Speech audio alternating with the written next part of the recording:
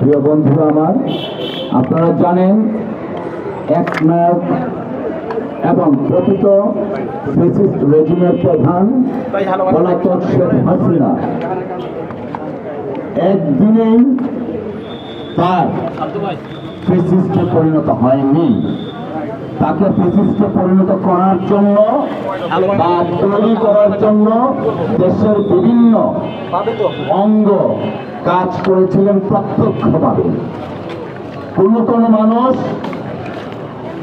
দলীয় দৃষ্টিকোণ থেকে পবিত্র চেয়ারে বসেও তথাকথিত বাদ অর্থাৎ মুজিববাদের আদর্শে অনুপ্রাণিত হয়ে কাজ করতেন।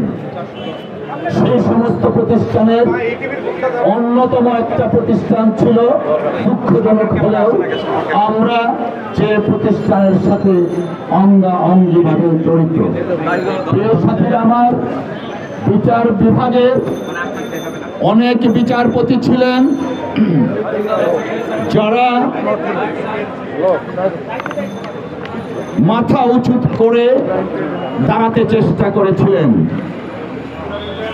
আর দুঃখজনকভাবে অনেক বিচারপতি নির্লজ্জভাবে দলীয় মতাদর্শকে ধারণ করে শেখ হাসিনার ফ্যাসিস্ট রেজিমকে প্রলম্বিত করার জন্য স্বেচ্ছায় স্বতঃপ্রণোদিত হয়ে অনেক সিদ্ধান্ত নিয়েছিলেন। দেশনেত্রী বেগম খালেদা জিয়ার বিরুদ্ধে রায়, তাকে কারাগারে প্রেরণ, সবকিছু ছিল শেখ হাসিনার নির্দেশে। কিছু কিছু বিচারক সেই কাজটা করেছিলেন।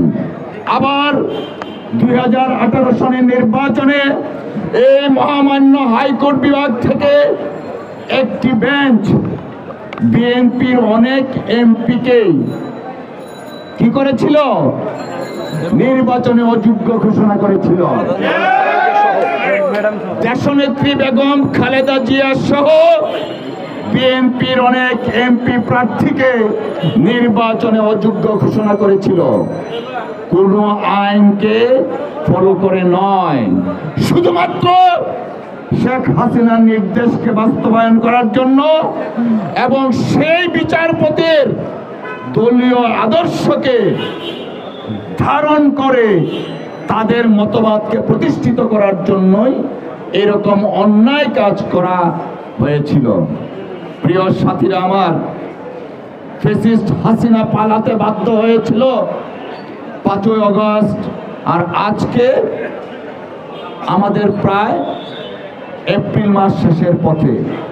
আমরা আশা করেছিলাম, আমরা ধারণা করেছিলাম সেই সমস্ত বিচারক যারা নিজেরাও জানেন শেখ হাসিনার ফ্যাসিজমকে প্রলম্বিত করার জন্য দিনে রাতে মেধা মনন দিয়ে পরিশ্রম করেছেন। কোন কোন বিচারক স্বাধীনতার মহান ঘোষক শহীদ জিয়ারকে তাদের রায়ের ডাকাত বলে সম্বোধন করেছিলেন। প্রিয় ভাইয়েরা আমার, আমরা এতদিন ধৈর্য ধরেছি। আমরা ভেবেছিলাম বিবেকের তাড়নায় স্বেচ্ছায় এই পবিত্র অঙ্গন থেকে বাড়ি চলে যাবেন।